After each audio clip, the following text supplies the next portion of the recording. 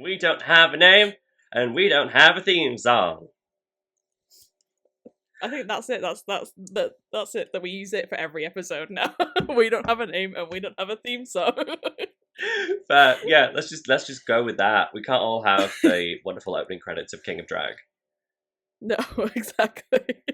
It was so exciting to see that again as well. Like, I love the graphics in this. You were talking about it last time, but it's so nice. It's just so nice to see, like, I don't know. There's some shows where the theme song's very exciting, and there's some where you're like, okay. Because, like, some of them it's very, like, here is the brand. Yeah. And that's it. But, yeah, watching the opening, I was there like, you never seen nobody like me. It is such like a catchy little tune, and then also like with the title cards, because this is the first time that they've done like an overnight thing. The little moon that came out and the little stars. And Yes, the little sunshine. I loved that. Again, It's so cute. reviewing the first season of King of Drag, episode 2. And then we see them in the same costumes again. I know. I can't help but laugh. How many hours was this first day? It genuinely feels like the world's longest delay. Like, I don't know if they did it midnight to midnight, but they were getting every damn second out of them while they were in that workroom. They so were. My God. I guess we now get the more recognized format of they come in out of drag. I'm assuming it's all in one day as well again, but at least they got to do the mini challenge out of drag, and they got to do their own thing in that way, and probably was a lot less intense on the skin. Yeah, definitely. I have to say, this episode, like, editing wise, felt a lot different to the first episode. It felt a lot more drag racy. The fact that, like, I mean, they all came back in, and then there was like that, oh, you know, I've got a fire under my ass, and I hate that saying. I have to go my entire life without hearing it. It'll be a blissful life, but you know, I've got a fire under my ass, and I'm like, you're only here for 6 episodes, but I understand where you're coming from. Oh, I know, right? With it being this short as well, it feels even more like, did you not come in here planning to win previously? Okay, well, you better, because otherwise you're going to go the fuck home. Like, what are you talking about? Like, yeah. perk up and get on, yeah. How do you feel about them coming in and then talking about like outside names and pronouns? Do you think that's like a little too personal, or? I think it's interesting.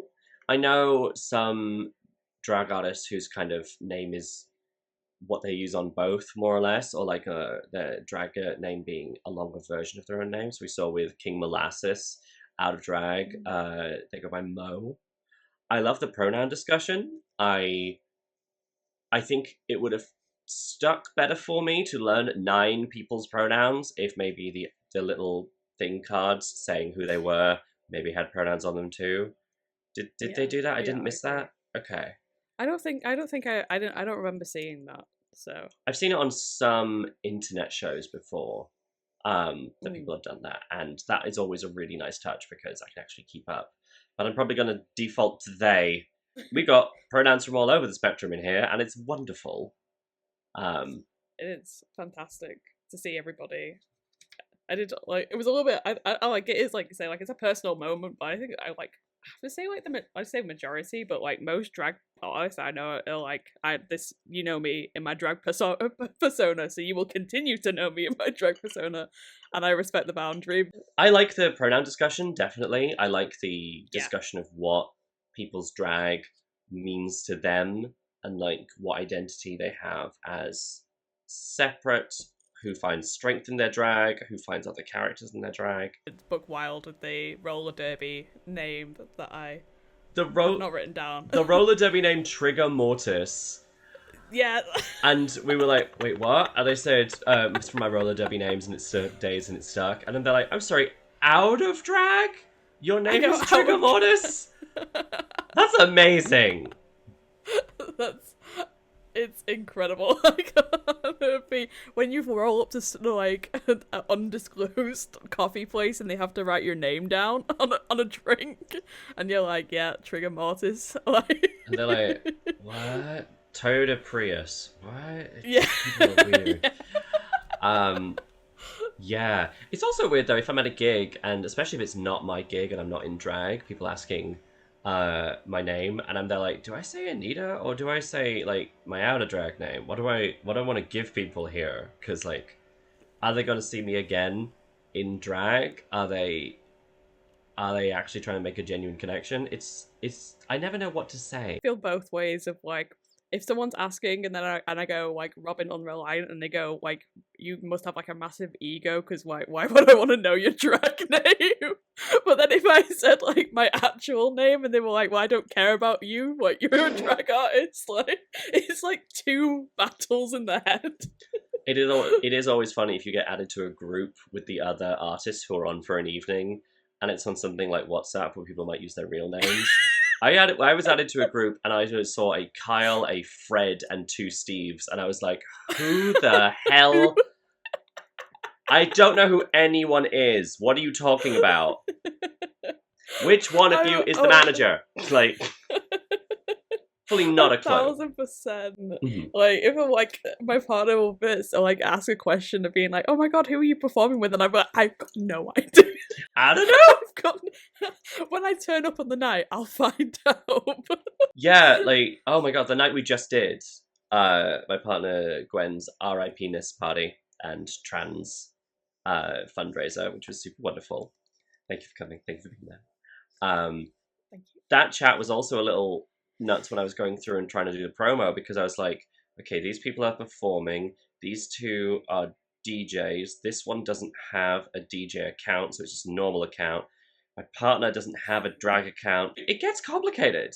It was a fun moment to open with. It was nice that there was a conversation beyond, so Tuna Melt's gone, epitome of sadness. Obviously, yeah. I love that they did reference Tuna and acknowledge that it happened. Props to you, Tuna. Hope you're doing well. Yes. But then, I miss you already, Tuna. Yeah. But then we move on to Murray meeting people out of drag, which is fun. Coming in and trying to guess a genuine confusion. Oh yeah, over who is who. See, I would have said the same thing because King Molasses gave such a old soul feel, and Mo is so young and youthful looking and hot, and like, not saying King Molasses isn't hot, but Mo looks like a totally different person. Oh, like absolutely, and like wearing like that big beard in the first episode as well. Huge like, beard. Well, we talked about it last time. Huge beard, hat, and sunglasses. So we're there like, I don't know what your paint job is like, or if you've done one. Yeah. Like, there's so much going on. So with Big D as well, like Big D looks completely different outside of drag and be nice moment. It was a nice moment. Yeah. Improv. The Weenie Challenge this week was an improv challenge. It's one of my favorite improv games. Who has been in an improv group? Your partner somewhere off camera, I know, has been as well. So this is a game called Two-Headed Expert, or Three-Headed Expert in this case, and it is usually done as like an interview, where someone's there like, we have on the program today a world-renowned expert in this field, and the audience gives you a thing that you're an expert in, and you have to go one word at a time with each person.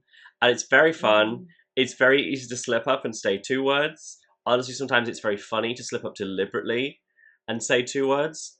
But it does require trying to guess where your scene partners are going and trying to sync up with what they're giving you, because otherwise someone will give you something and you literally don't know where to go. And I think we saw some great examples in these groups, and I think we saw some who just circled a drain for quite a while. I'm gonna say, I think, you know when someone's struggling when the words like, when they have to bring up like penis or something, or testicles, I think it was, that came up about 10 different times, and I was like, oh, this is the comfort word that we're using for this challenge. And it is funny. It is funny to keep going back to unrelated words.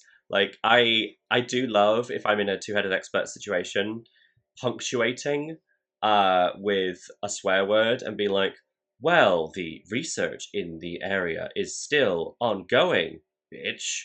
Like, it's just stupid, and it makes it, you can get this moment where like one of the heads looks to the other and is there like, hang on, we're in a professional setting. Like, giving each other eye looks. I didn't see people looking at each other and trying to coordinate, which is often how you get a character. Also, there's like arm locking.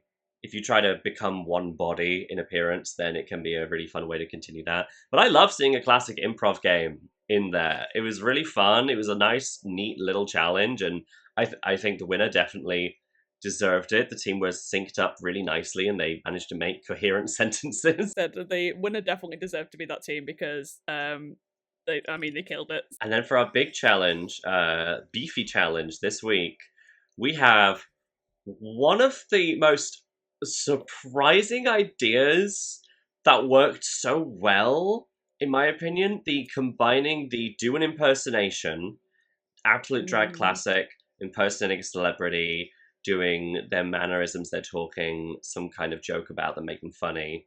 Combine that with what is your special talent that we would probably not get to see unless we actively tell you bring out your secret talent. Because this is the thing, like Trixie Mattel on her season of Drag Race, she tap dances, but never got a chance to tap dance. Also, I think on their original season, didn't get to play an instrument. Jinx Monsoon didn't get to play the ukulele until All Stars 7. Like, there's a lot of times when, unless you have made a set where you get to use your interesting skill, it'll never come up.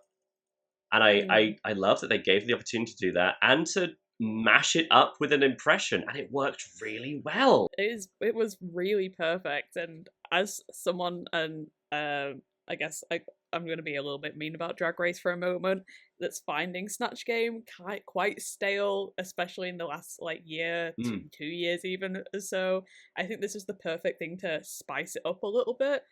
And I also think that this gives them a lot more freedom to be the character as well, because you don't have to rely on, unfortunately, not very funny RuPaul sort of shouting things at you. So you can come in with the whole setup and do something like Big D with Sylvester Stallone doing the fitted sheet. You can make a full thing out of it. I love some of these choices. They were nuts.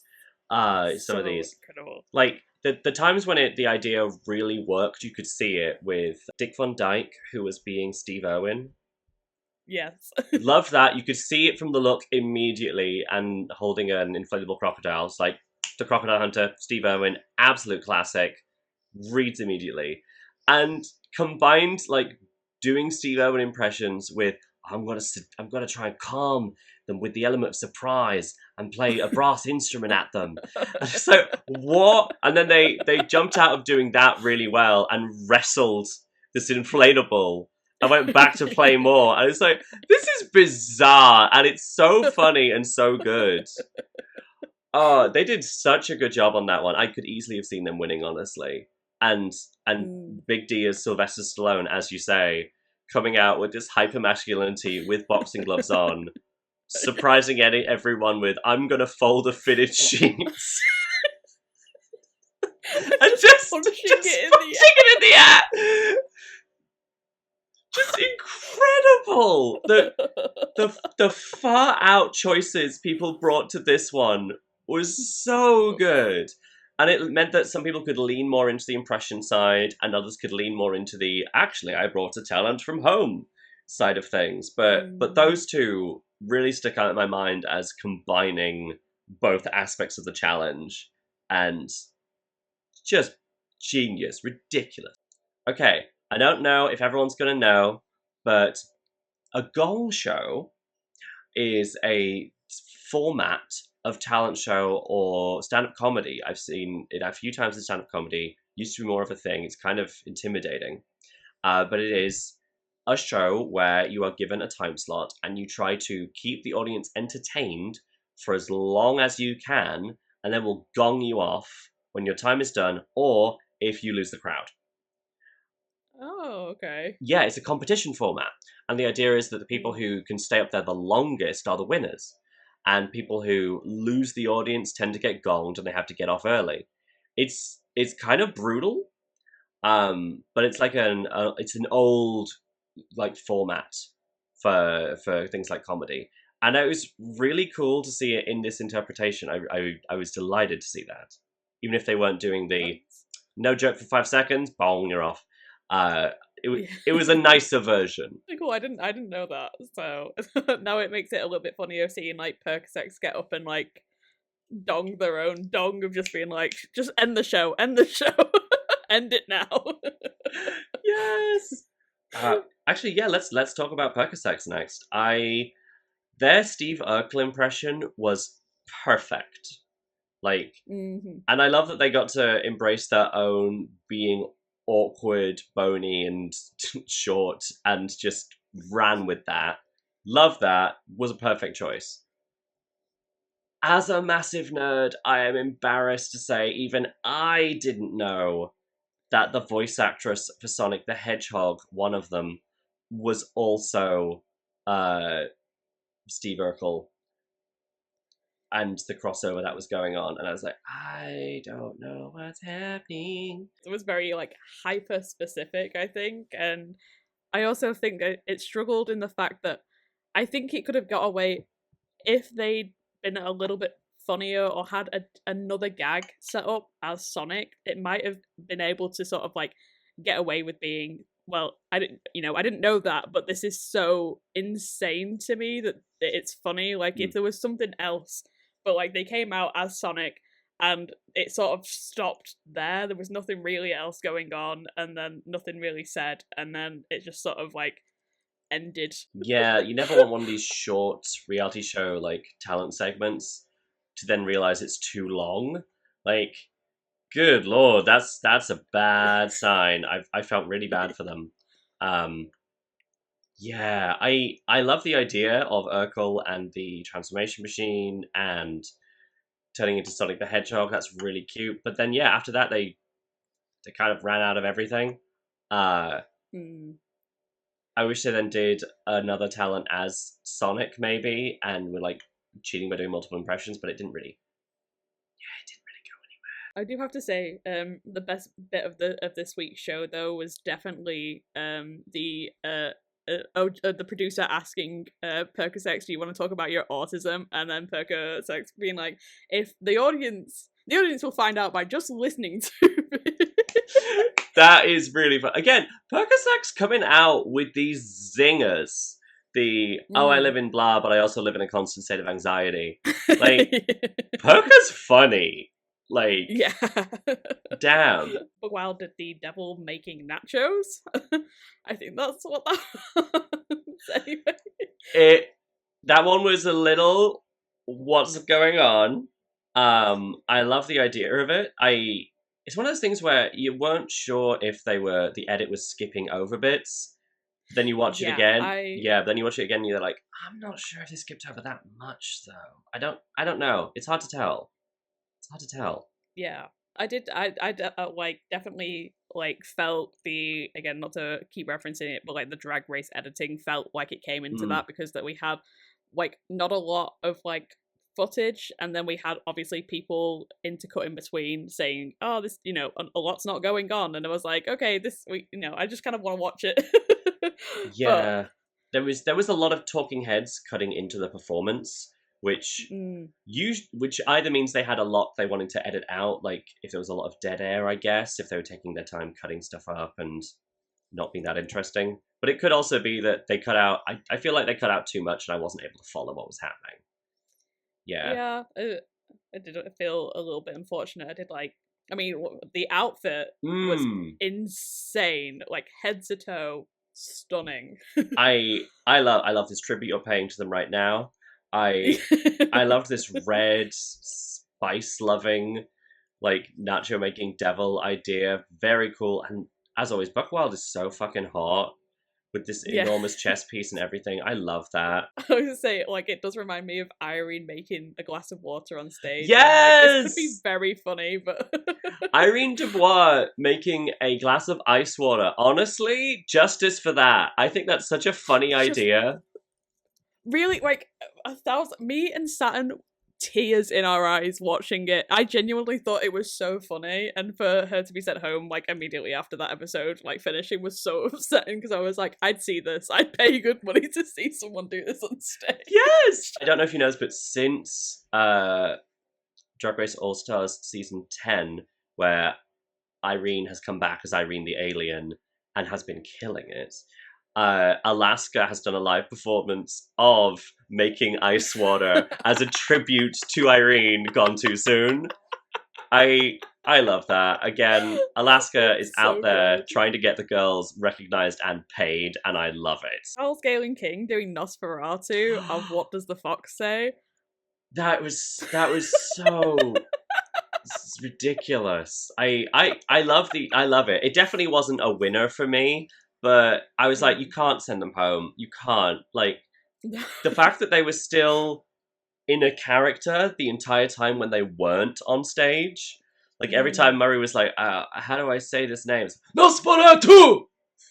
Yeah. Just the constant interrupting and the bizarre banter. I found it so good. It was very What We Do in the Shadows, like absurdity.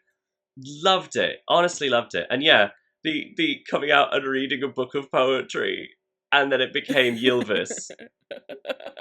Brilliant. Brilliant. It is. It was really, really good. Like you said, not like a winning thing, but it was incredibly funny, and like the makeup was horrifying. Like so good. Like the 3 strands of hair at the top. I'm obsessed with it. Oh god, yeah, the comment like, so what's your hair routine like? Hey, yank! Hey, pull! Yeah. This is so good! We have Alexander the Great, who was unfortunately in the bottom, but I don't think it's deserved, but for the Justin Bieber tap dancing routine. Yes, okay, so this is where it gets into the how well is the challenge explained area, I think. Because the tap dancing was phenomenal. They were excellent at that. The look, the Justin Bieber look, was brilliant. And they did a bit of the banter, you know, they were there. They didn't focus on the impression side of it. The challenge didn't really focus on either aspect massively, so you were just kind of expected to know what they wanted from you. Especially for the first time this happened, I feel like it's kind of easy to get lost in the assignment. I will say that about like this, I was also sort of semi confused with like what they wanted from the challenge, because we'll get to Henlo, but like Henlo does has like a full Jack Black impression, and there is a confessional edited in of, I think it's King Molasses, saying, "We're not getting a lot of Henlo though. This is mostly Jack Black. Like it should be switched up," which I thought was sort of like a conflicting thing to then from the Alexander with Justin Bieber. So I think that they were equally as confused about like what was more important, if that makes sense. Yeah, I always find it really frustrating when it is like, you did a great impression of blah, thank you. But we didn't see much of you. It's like, because this was an impression challenge, what are you talking about? Do we not see enough Toni Collette in Hereditary? Like, I think it was an Oscar-worthy performance because of how she played the character, not because Toni Collette is also cool or whatever. Like, pick a lane. At this gig at the weekend, everyone, people kept saying that this was Kris Jenner hair, and I do not keep up with the Kardashians. I do not know whose mother is mothering. However, I took that and I was like, oh, it's impressions? Brilliant, I'll just wear this hair and try to look like a rich bitch. So this is like my interpretation. I'm not going for just being Kris Jenner. I'm going for general angered white woman who doesn't know what color to contour with because she doesn't really think she's white all of the time.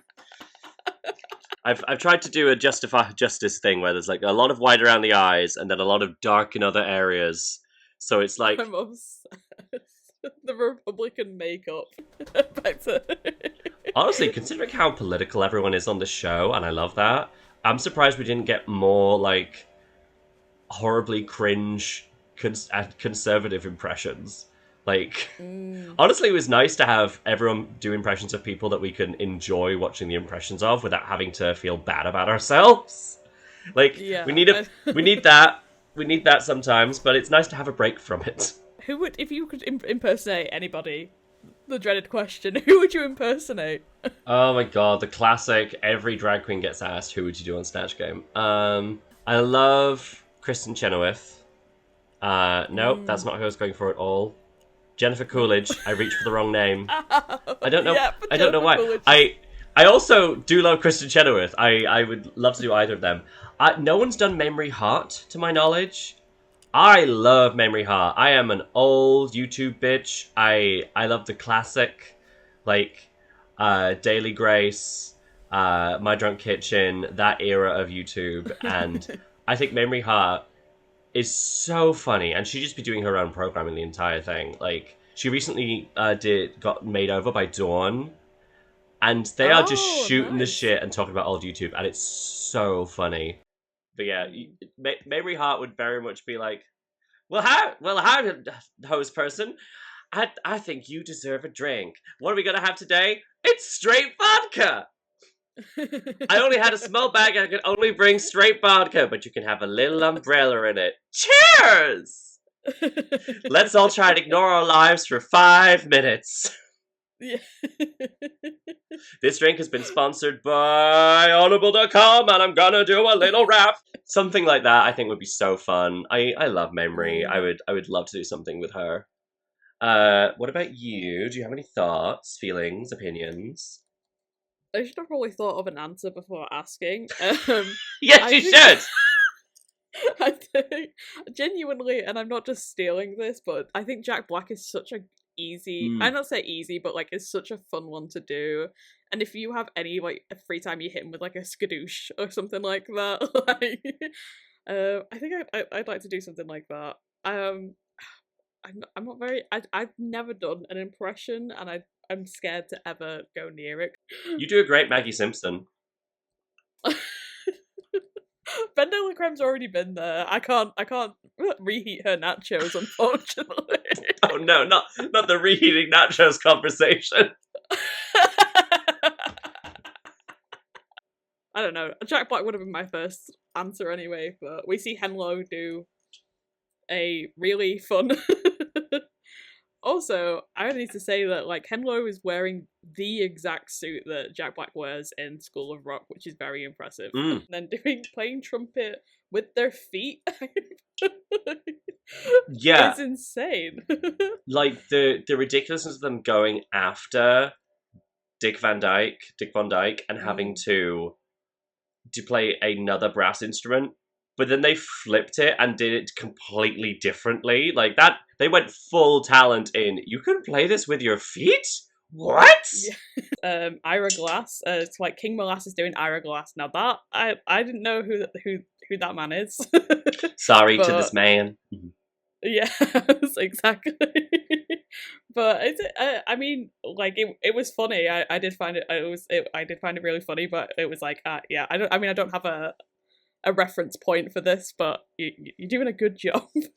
Yeah, I really enjoyed it. Again, like you were saying earlier, with like if people don't get the reference, as long as it's still funny, it'll be fine. I've heard of Ira Glass, award-winning journalist. That's kind of all I know. But presenting Ira in such a way where it was like, here is the on-air sign, here is the headphones. They are clearly presenting as a radio host. I get who they are. They are a radio host. Brilliant. And then going in a complete 180 of, and now we're doing push-ups. but narrating it the whole way through as like, and now to stage 2, regret. Like, incredible. Really incredible.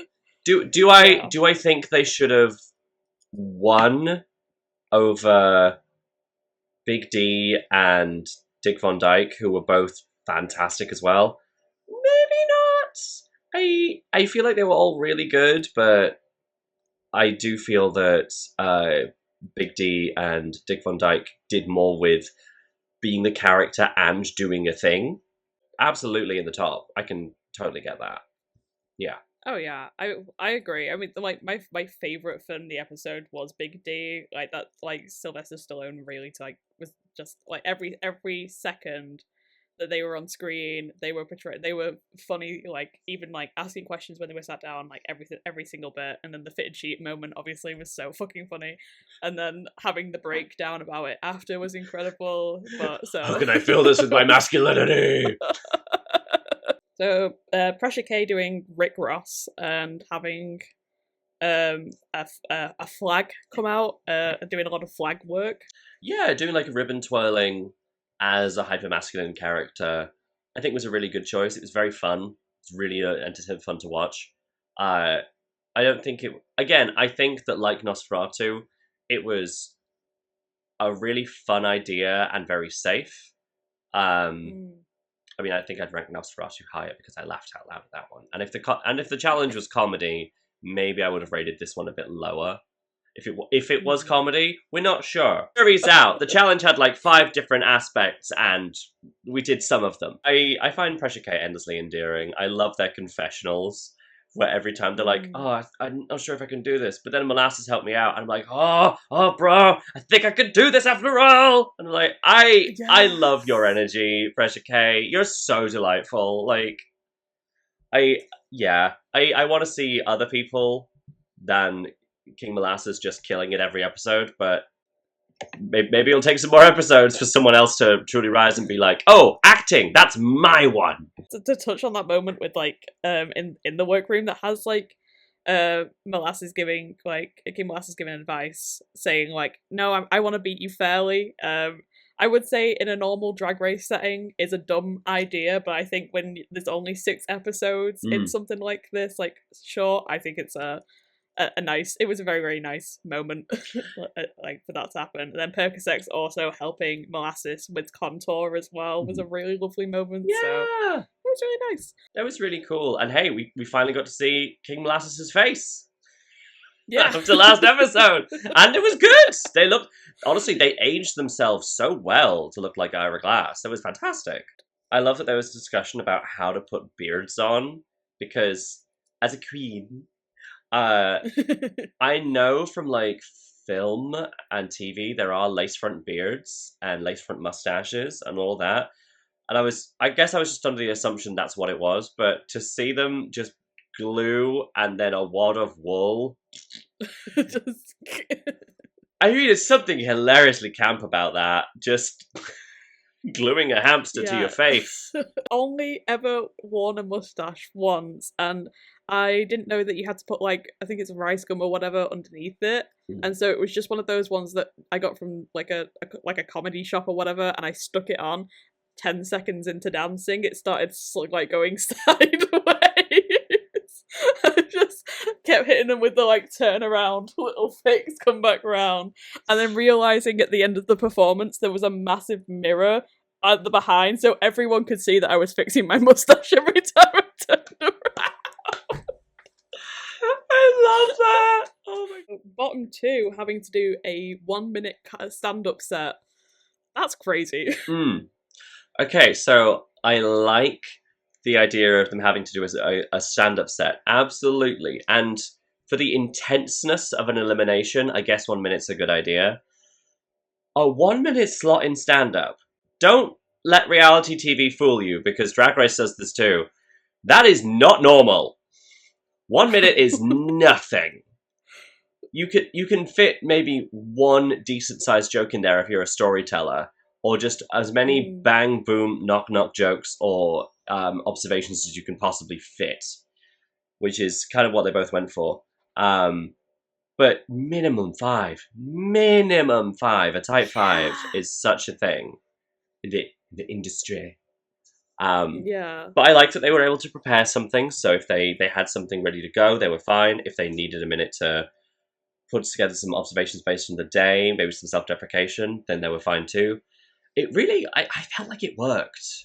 Yeah, oh, definitely. I did feel like just in, like I heard it and just I was like, I feel so like terrible for the both of you to like, oh, not only is it like literally 1 minute, 60 seconds, but I've now got to go into the back and I've got to go and write something that I can bring out as fast as possible, and the judges are still waiting for me outside, and it's a lot of pressure. Like you said, it was a good end to the show. I think it was a perfect sort of elimination challenge. There we go. Yeah, and it was very much like the first episode is very sports based. This second one is very comedy based. And yeah, I love how once again we've got a really consistent this is the theme of the day, and going through that. That was really cool.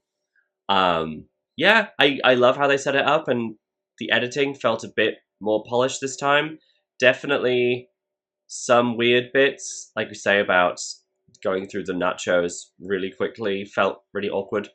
But for the most part, yeah, it's kind of getting into itself a little bit.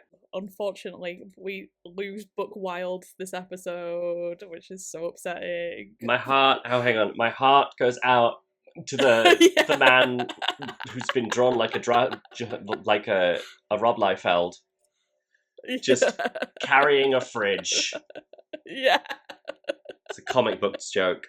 I have loved Buck in what we've got to see from him, and I totally felt like Buck could have gone the whole way, honestly. But honestly, everyone's great. They're all really fucking good. So this is hard. Like, it is difficult. I don't think like you said, everyone is like at the top of the game. Like there's no bad person here. Like there's no clear bottoms. It is just like an unfortunate, this is the day, you slipped up a little bit today. Like that's what's gonna get you. Yeah, it's just the reality of how the show works, unfortunately. Do you think that Percocet was better in the comedy elimination? Final thrust. I think in the minute, I think, like you said, there's like two separate ways of going about it, and Percocet did go for the like one shot booms one, where unfortunately I think the thing that like got to Book Wild was doing like storytelling and then getting cut off at like halfway through a story, and it was like yeah, I think Perco did a better job for the minute that they had. I'm torn because I feel like I wanted to see more Buck, and I felt like Perco was coming off very scattergun and anxious, and I felt like I would have wanted to see more of Buck out of the two of them. Yeah, just my opinion. No, I love Percocet. I love Percocet's amazing quips and just realness, and their completely balls to the wall, put all of the makeup in my case on my face at the same time. Incredible. Yeah. And as a fellow like neurospicy Tran, we love. Of course, we finish with the like amazing knighting process. I love the night. I love that bit so much. Yes.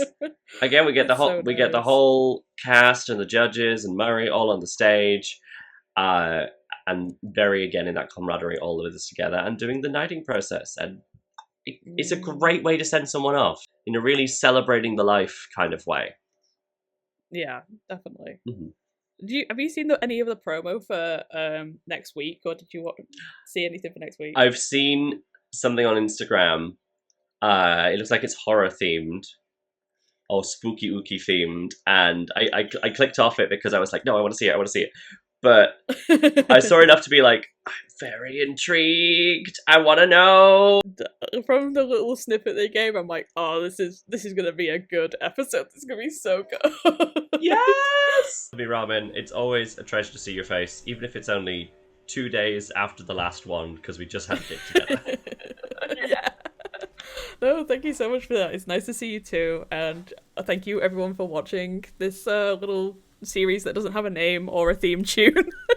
We don't have a theme song. Everyone remember to tip your drag kings. I guess I can promote Queer Panic 5, The Glitterball, is coming to Wharf Chambers Leeds on July 25th. DJ Derek has broken their leg, and my partner Gwen will have had her poussoir installed.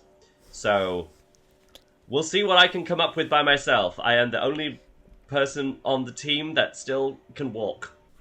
But there is a stacked lineup. Follow Queer Panic Drag on Instagram to find out more. Someone get me a goddamn coffee.